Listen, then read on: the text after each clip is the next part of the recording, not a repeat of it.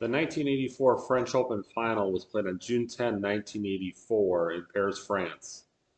The opponents in the match were John McEnroe, the top seed from the United States, and Ivan Lendl, the second seed from Czechoslovakia.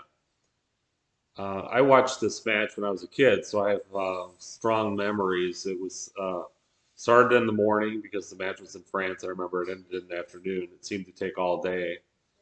And I just remember being spent at the end of it because I was rooting for McEnroe, and we'll get into those reasons why later.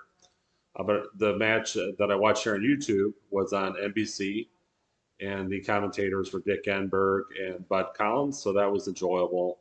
I like to listen to matches with those two. At the time of this match, McEnroe was 25, Lendl 24.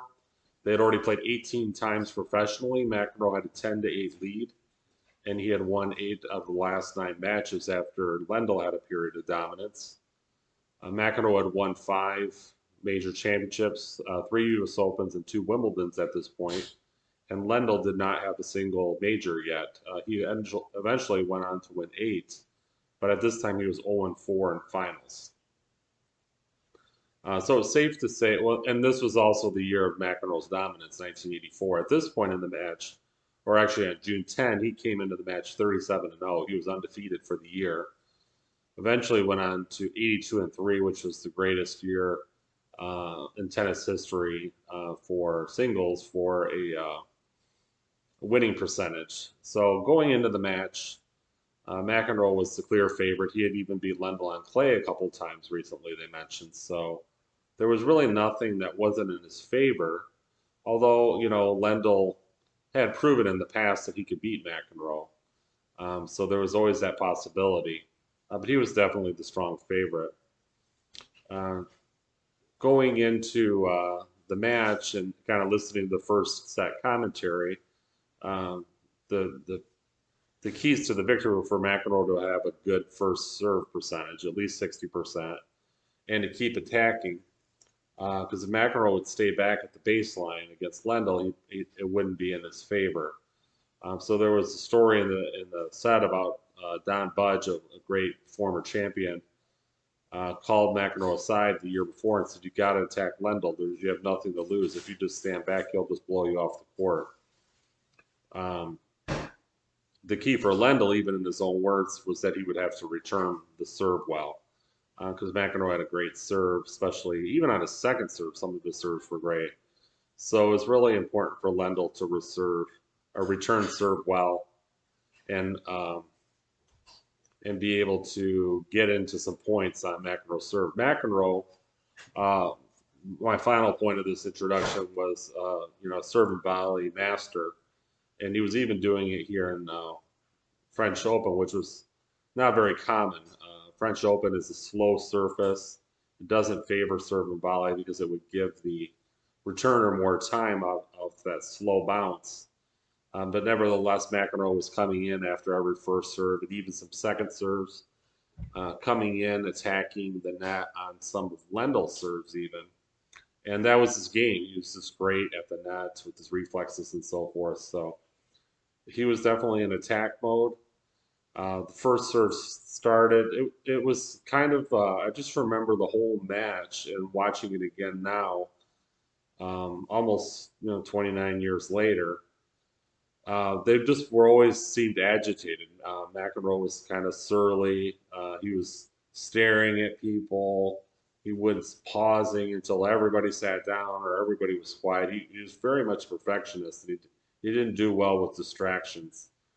And then Lendl, for his part, was sort of agitated too because he felt, because of McEnroe's temper and antics, that umpires deferred to him and were afraid to make calls against McEnroe. So this came up 3 times in the first set where Lendl protested a call that he thought was on the line.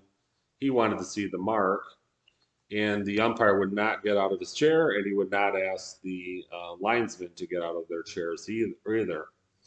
That's interesting. They said he was a very firm umpire, and I just watched the 2015 French Open, and that umpire between Wawrinka and Djokovic, And that umpire was jumping out of his chair all the time, looking at every mark. But in this match, the ump was like, nope, that's the call, whether it was right or not. And some of them looked like they were incorrect. But again, in this time, 1984, they didn't have the technology and the camera going on and the replays and such. So that was just the way it was.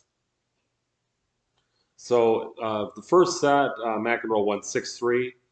Wasn't terribly eventful. Wasn't I wouldn't call it a dominating set though by McEnroe. He held serve. They held serve through 3-2, and then got into the sixth game, which was a tight game. And there's just this one point where McEnroe just hit it up straight up in the air and just barely cleared the net. And it was just the easiest put away slam that you could ever imagine, even for a club player like me. And Lendl hit it right in the net from probably 3 or 4 feet away. Um, it was almost like seeing a golfer miss a 1 foot putt. It was just something that average people do, and Lendl did it, and it just, oh man, I can't believe he did that. And it ended up costing him the game because he would have won the game. It ended up going to deuce. McEnroe broke him. I mean, McEnroe broke him nevertheless, but had Lendl just put that point away, he would have won the game. So McEnroe ended up serving out the set at 6-3. Lendl really never challenged his serve. Even McEnroe's second serve was pretty strong, and didn't get any break points. McEnroe, when he did stay back at the baseline, he held his own with Lendl. Um, even won some rallies. Lendl hit some great backhands and forehands, of course, too, but he just wasn't terribly sharp. It was sort of one of those, first sets where they're kind of feeling each other out and getting used to the match. But Lendl, I would say, was definitely competitive.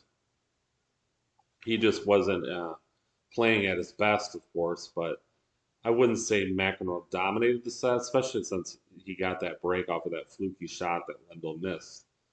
So, so far it looks pretty good for McEnroe. His serve looks untouchable, and he can just kind of play to eventually in one of those several games that Lendl's going to serve in a set to pick off a break here and maybe win the set by 1 or 2 breaks. I think that was how he was looking to go. But this first set, um, McEnroe looked sharp. Lendl was just a little bit off, made a bad mistake, and ended up costing him.